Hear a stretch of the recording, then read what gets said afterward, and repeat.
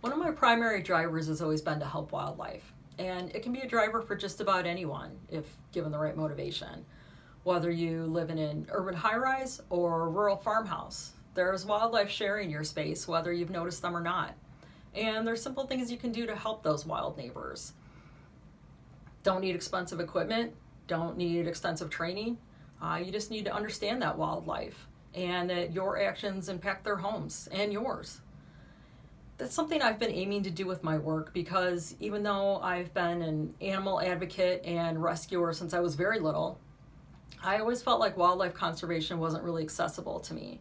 And that's why I created the Good Bat Neighbor program, so that people could get to know their wild neighbors and become better neighbors to them in return. It's something I've aimed to do with all of my projects in the graduate program at Project Dragonfly for the last 2.5 years.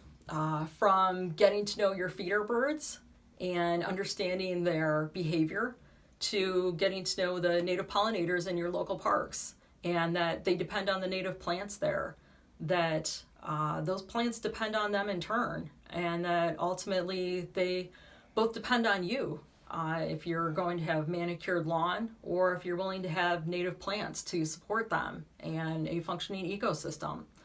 But bats especially need our help right now. So go to goodbatneighbor.com and learn how to become a better neighbor to bats. Thanks.